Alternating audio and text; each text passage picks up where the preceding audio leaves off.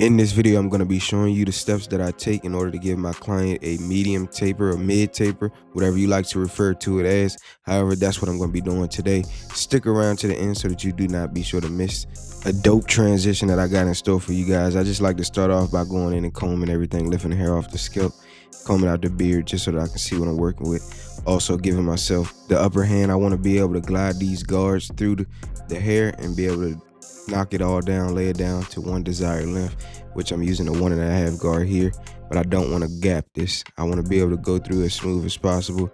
I don't want to take off too much, and I need consistency throughout this wave pattern. That's why I'm following exactly where his hair is growing and laying down. I'm following that exact pattern, going with the grain.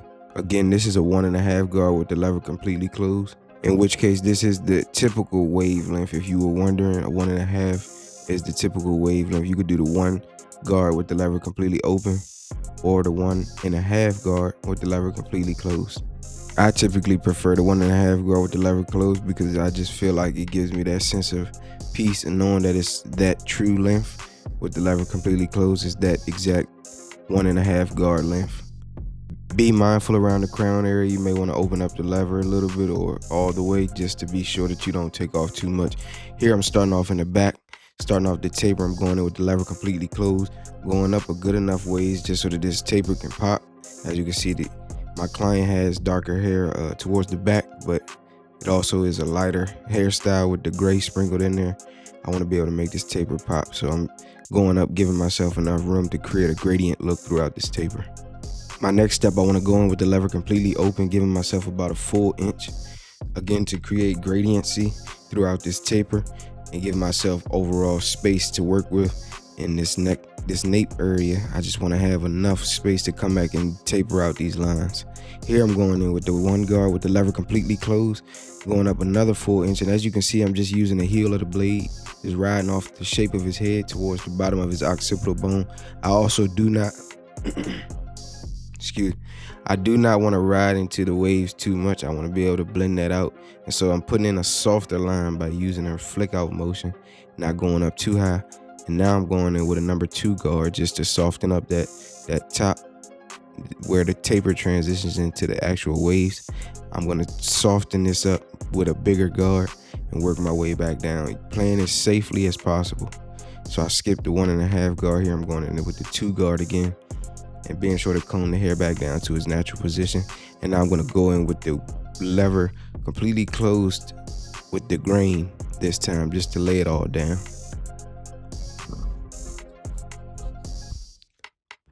One and a half guard here, and I'm just lighting up that darker spot while maintaining the darkness using the corner of the blade or the last 2 to 3 teeth of the blade, just to make sure that I can manipulate this area and make sure that it's not taking off too much. Little by little, as you can see, it's lightening up and the density is staying towards the top, as well as creating that transition from top to bottom, working my way back down.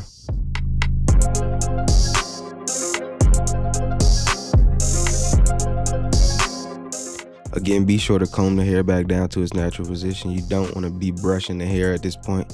I wouldn't recommend it. However, you can, but I feel like the comb gives you a better look to see where exactly those darker spots are. It identifies them better. Here I'm dropping back down all the way to the 0.5 guard or the half guard with the lever completely open at first, and I'm just playing it safe. I skipped the 1 guard, but this is an Andes master, so the blade is a little longer, so I'm using the 0.5 guard open to close here and just playing it safe and detailing as much as possible. I don't want to go through any unnecessary steps, and so I skipped the 1.5. I skipped the 1 guard and dropped down to the 0 guard, but I'm playing it very low in this taper area, detailing as much as possible before I actually start trying to go up and take out too many extra inconsistencies and allow myself to work from the bottom and play it safe, because I want to maintain that darkness at the top. And as you can see, there was no need for the 1 guard, and I may go back and detail if I need to after I line it up. However, there's no necessary need to just add on extra work. And as you start to see certain stuff like this that you can skip around with, you'll understand that efficiency is important, and this is one of the ways to be able to do that. Efficiency creates more clientele. And here I am going back with the one guard, but very minimally with the lever all the way open, just because I felt like I could get that dark spot a little more gradient. And now I'm all the way at the bottom, taking out that very bottom line with the lever halfway and just taking out the very first line that I put in. Very light, as you can see, on the edge of the blade, not even using the whole blade here, just detailing as much as possible before I go in and try to push this fade higher than it needs to be. Same exact steps here on this side. I'm going in with the last few teeth of the right side of the blade, and I'm creating it like an arch shape just so that I can make sure that this fade has some type of burst effect or some type of tapered look, and mainly just want to create consistency throughout this.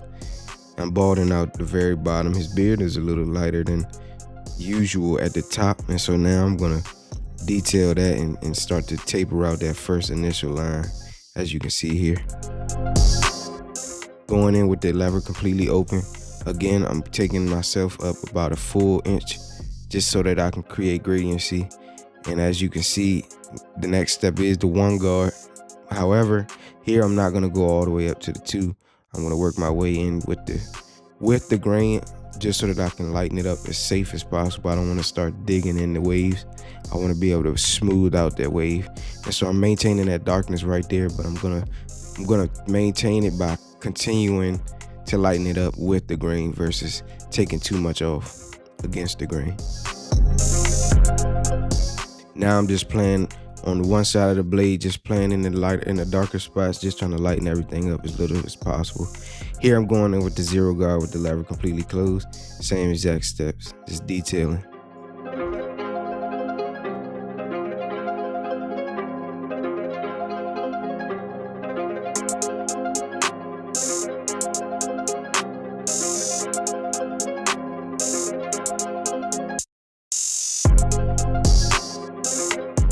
You may be wondering why I'm that high up in the taper using a zero guard, but just notice how little pressure I'm using.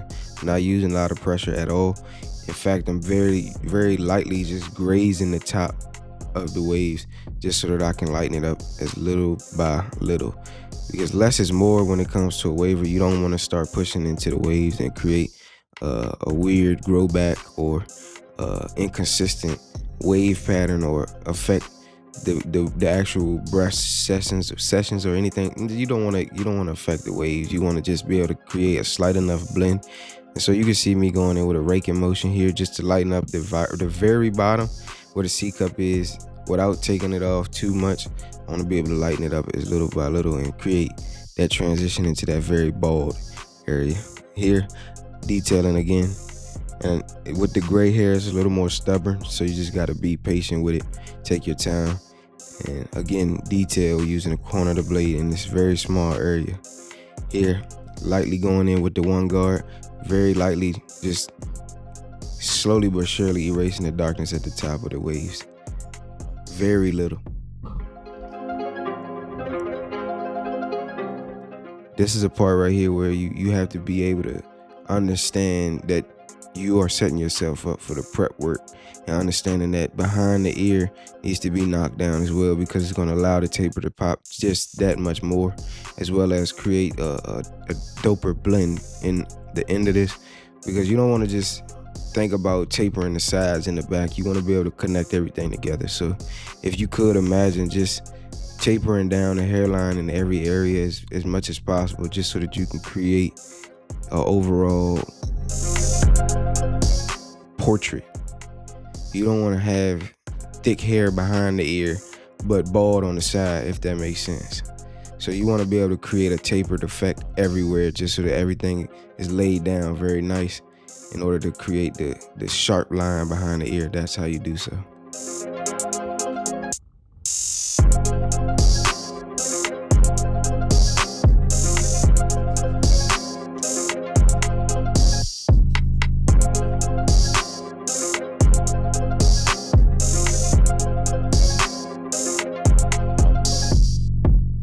If you made it this far in this video, be sure to hit that like button and subscribe to this channel if you have not already.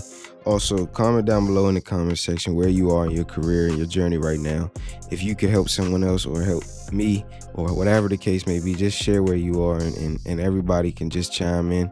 And anything that you have questions about, feel free to use the comment section for just that, in order to help better your skills or better your craft in general and further yourself in this industry. This industry is always evolving, and we as barbers need to continue to evolve as well. So don't feel bad or don't feel shy for asking any questions. Obviously, everybody's not perfect. However, that means we also could be using anything that we can, or we could all be learning. So everything that we can use, like tools and resources, this is one of those things that you could use and implement as a tool or a resource, an outlet for somebody else to be able to help you, or you help somebody else. And that's my whole motive behind YouTube channel. And here I'm going in behind the ear, just creating that arched effect around the top of the ear. The reason I do this a lot of the times is just so that I can see where I'm working at and see what I got going on, and create a solid foundation, just so that I can know where to place that vertical line going down the back, or diagonal, however you want to look at it, down the back of the nape area, just so that I can finish off the tapered look or bring everything together.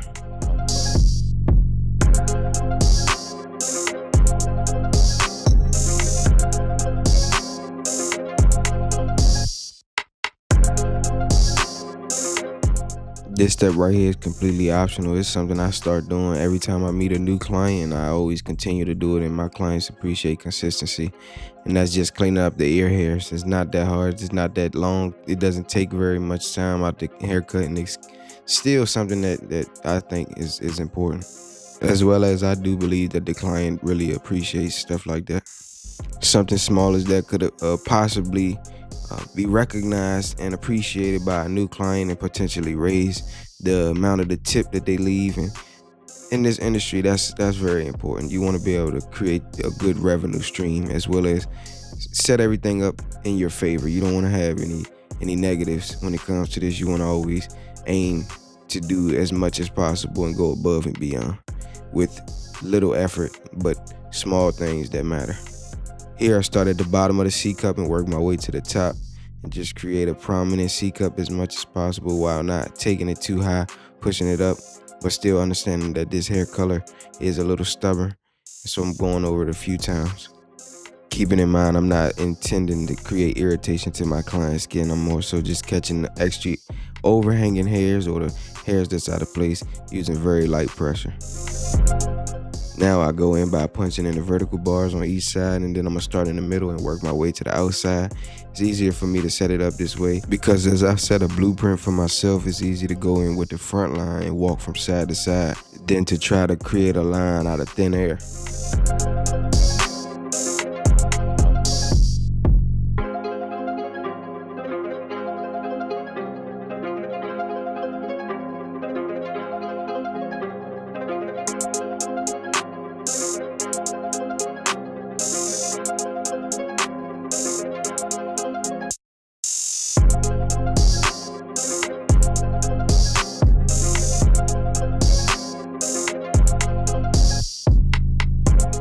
This right here is just extra work that I believe takes the waves to the next level. Again, you don't have to do this.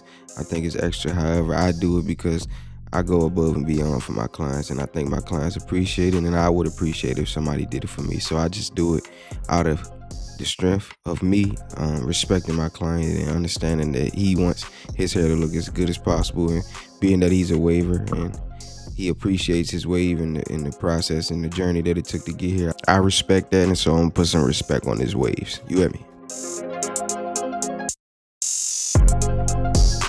This right here is important because the top of the beard is on the lighter side, and so you are kind of dependent on the weight at the bottom of this beard. So you want to be able to make sure that this is sharp as possible, cleaning up the extra hanging hairs or the stray hairs that you got sticking out of the beard. It emphasizes the thickness of the beard or the fullness of the beard, and so you want to be able to clean it up as much as possible so that you can create a density effect and make the beard appear fuller than what it may be. With the straight razor, you just want to angle the razor at a 45-degree angle, stretch the skin with the opposite finger, and pull the razor back down to the natural line. And as you can see, this right here is beyond a masterpiece. This is greatness in the making. This is a transition you won't want to forget. This is one that you don't want to miss. This is one that you will want to see. This is one that you will want to be a part of. And so be sure that you subscribe to the channel so that you be a part of this. His success, whatever he has in store on his endeavors, I'm sure that this cut will help 10 times. I'm not cocky, I'm confident. I just appreciate great work. And so that's what I'm doing here. If you have anything that you want to say or add to what's going on in this video, feel free again to use the comment section. And without further ado, if you like this video, be sure to like this video, comment down below what you like or don't like about this video. Be sure to stay tuned for the next ones. Subscribe to the channel and turn on that bell so that you do not miss the next upload. My name is Kel, and I'll catch you in the next one.